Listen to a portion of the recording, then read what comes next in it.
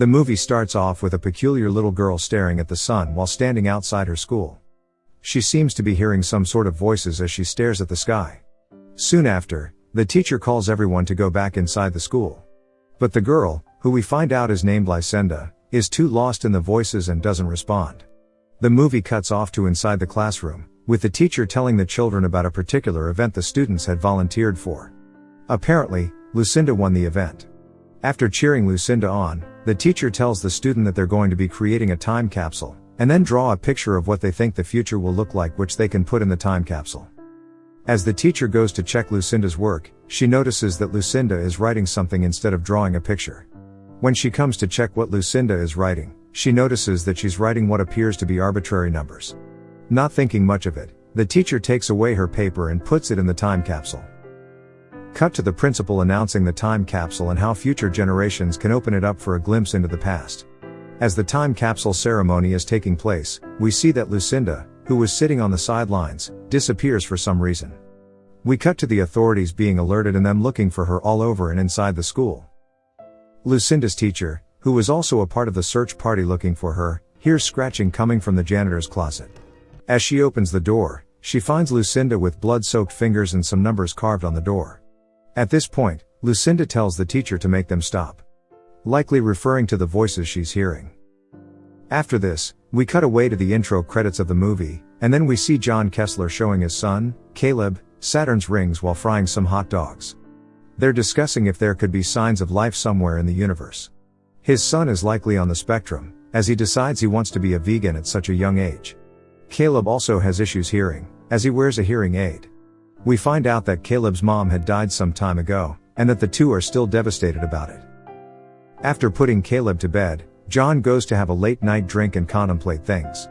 While doing so, he notices a wrapped gift sitting on a shelf, which troubles him for some reason. Soon after, cut to next morning, and we find John teaching as a professor in Massachusetts Institute of Technology. John begins to discuss various topics with his students. At first starting off with the random and deterministic nature of the universe, and then moving to asking his students about the sun. He asks some questions about the sun's composition, and then asks them what led to the sun being placed at such a place, at a particular distance from the earth.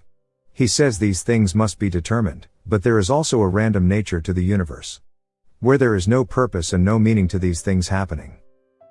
This troubles John for some reason, so he dismisses his class. At this point, a fellow professor joins in and asks John what's going on in his life.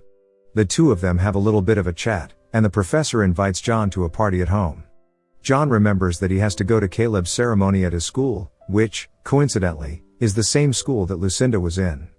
At the ceremony, we see the principal announcing 50 years have passed since the time capsule was locked away. We also see that Lucinda's teacher, Miss Taylor, is still alive. As they pull out the time capsule, the students go crazy and flock to get an envelope. Caleb also goes to get one from the time capsule, and, of course, he's the one to receive Lucinda's time capsule. He finds the page full of numbers, and as he stares at the numbers, he notices a man staring at him. The man disappears after Caleb loses his focus for a bit. Back at home, John notices Lucinda's note of numbers in Caleb's backpack. John tells Caleb that he wasn't not supposed to bring it with him, and that he should return it tomorrow. After a while, we see John drinking and watching some Discovery Channel.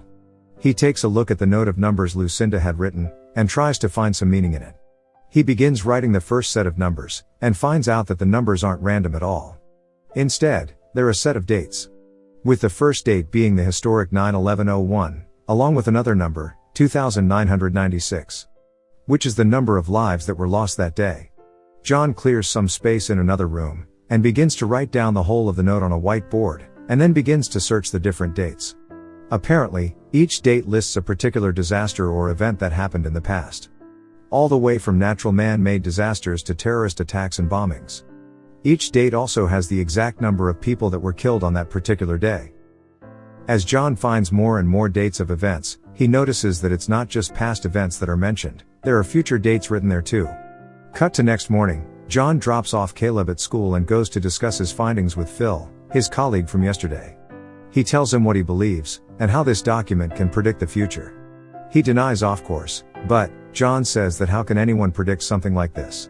The two of them argue, with Phil saying that even if it's true, but what about the numbers that John hasn't outlined? Seeing Phil as a lost cause, John leaves. John goes to meet with Miss Taylor, Lucinda's teacher. Taylor tells John about the events of the day the time capsule was buried, and how she was an odd kid back in the day. John asks if he can meet with Lucinda, but she tells him that Lucinda died a while back. Back at home, we see a mysterious car pull up at John's home, giving Caleb a peculiar black rock. John rushes out to confront them, but they leave by the time John comes out. He asks Caleb who they were, and Caleb responds by saying that they're no one. Back inside, John starts searching for Lucinda's death when he gets a visit from Grace, his sister. We get some expository dialogue about John's dad and how John and his dad aren't at the best of terms. Grace tells John that he should settle things with his dad so Caleb can have grandparents and more people to spend time with, but he denies. After Grace leaves, John's sitting at home watching the news when he hears news of another tragedy that just happened. John falls asleep watching the news, and gets woken up by a call from Caleb asking him when he's coming to pick him up. John says he's sorry, and that he'll come pick him up soon. Outside, John gets stuck in traffic, and decides to apologize to Phil for freaking out yesterday to pass the time. As he's sending Phil a message, he notices the latitude and longitude numbers on his car, and matches it with the numbers on Lucinda's note. He realizes that the coordinates of Caleb's current location are the same coordinates he's at now. He gets out of the car and asks to see what happened that caused the traffic jam, only to have a plane come crashing just a few meters from him. This was the tragedy that was mentioned in Lucinda's note. Back at home, John comes home to find Grace at his home. Grace asks John what happened, but John focuses more on the news. We find out that the number of people that died were 81. The exact number of people mentioned in the note. He tells Caleb and Grace that he's going to bed. John decides to research a bit more on today's tragedy, when he gets a visit from Phil. The two of them go over Lucinda's note again. Phil tries to make sense of the numbers, but John is too shaken up about it to see reason. John thinks that these numbers seem like a warning. A warning to John. Phil tells him that his scientific mind is telling him to drop it, and that John should do the same. After a while, when Phil leaves and John goes to bed, we see a mysterious man staring at John's house. The movie cuts to inside of Caleb's room, and we see the man walk towards Caleb, and point at the window. As he points at the window, the voices start growing louder, and light starts coming from the window. Caleb gets up to check out what's causing the light, only to find the whole area on fire, with hundreds of animals on fire. Caleb screams, and John rushes to his room to find him hunched down near the window, crying. As John comforts Caleb, he notices the man standing outside, staring at the window. John picks up a bat and goes out to confront him, but, obviously, the man is nowhere to be found. The next morning, John is taking Caleb somewhere when he notices a particular woman. He decides to chase after her, which leads them to a museum of sorts. John tells Caleb to go talk with the daughter of the woman he was chasing. John talks with the woman he chased, who names herself Diana. He makes some small chat with her, and the four of them go to get drinks. At the bar, John tells Diana that their meeting wasn't a chance meeting, and that he wants to talk to her about her mother, Lucinda. He tells her about the note Caleb got from the time capsule, and how he thinks it can predict future events. This makes Diana freak out for some particular reason that's probably necessary to move the plot forward, and Diana quickly gets up and leaves, taking her daughter Abby with her. John pleads with her to help him, but she says that she can't, and leaves. Back at home, John is seen taking out a gun he had kept locked and loads it in case something bad happens. As he's doing this, we notice the same man that was creeping around their house staring at the house again. This time, there are others with him. John takes Caleb to Grace's house, and tells her to watch over him. After dropping off Caleb at Grace's house, John goes to New York at the place the tragedy is going to take place. He also calls and informs the FBI of where the attack will take place, but they obviously don't pay much heed to him. Now in New York, at the exact place the attack is supposed to take place, John looks for a possible sign of the tragedy, and tries to find some way to stop the tragedy before it happens. He tries talking to a police officer about sealing off the intersection, but she doesn't pay much heed to him. Seeing it as a dead end, John tries to take it upon himself to find out what could cause the problem. He goes to the subway, and notices a suspicious man carrying something underneath his shirt. John gives chase, through the subway and into the train that just stopped. At this point, some police officers notice the two and chase after them. With the help of the police, John catches the thief, but it turns out to be a lost cause as the guy was only carrying some stolen DVDs. Meanwhile, Another train just got derailed, and comes crashing into the subway, into the train John was in. Countless people die, but John survives. He even manages to save someone. Though he still wasn't able to stop the tragedy from happening. After getting out of the scene of tragedy, John makes his way home. John calls Grace and tells her that he'll pick Caleb up soon. After picking up Caleb, he goes home to find Diana and Abby waiting outside their house. Diana tells John that her mother, Lucinda, used to talk about October 19th all the time. And that it was the date she would die. The four of them get in the car and head off somewhere. On the way, Diana and John talk a bit about their lives. John tells Diana how his wife, Allison, died. He tells Diana that Allison died in a fire, and he was somewhere else at that time. He tells her how people say that you're supposed to feel when someone you love is in danger, but he tells her that he didn't feel anything. That moment made him realize that life is completely random, and no one can truly know something for sure. John asks Diana about Lucinda once again. John parks the car in the woods near a hidden house. As they're walking towards it, Diana notices something on Lucinda's note, a set of numbers written backwards. She tells John that the number isn't 33, but rather 2s. After this, the two of them go inside, and we find out that this used to be Lucinda's house. We find out that Lucinda died of overdose. Diana also tells John that Lucinda kept hearing voices in her head, voices that told her terrible things. She says that Lucinda had moved out here in this house to get ready. But she didn't know what that meant. The two of them explore more of the house, and find a hidden room with snippets of newspapers. Each one a different tragedy. As they look around, John notices a religious picture taped to the wall. A picture that Lucinda used to stare at for hours.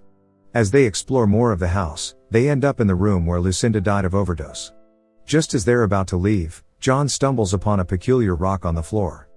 The same rock that the mysterious men had given to Caleb.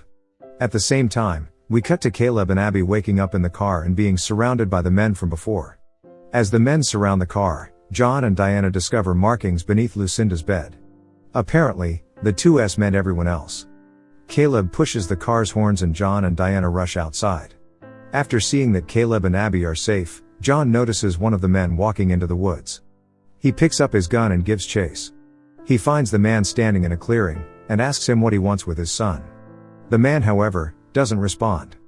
He simply opens up his mouth and light comes out of it. This works similar to a flashbang, blinding John. When John comes, he is gone.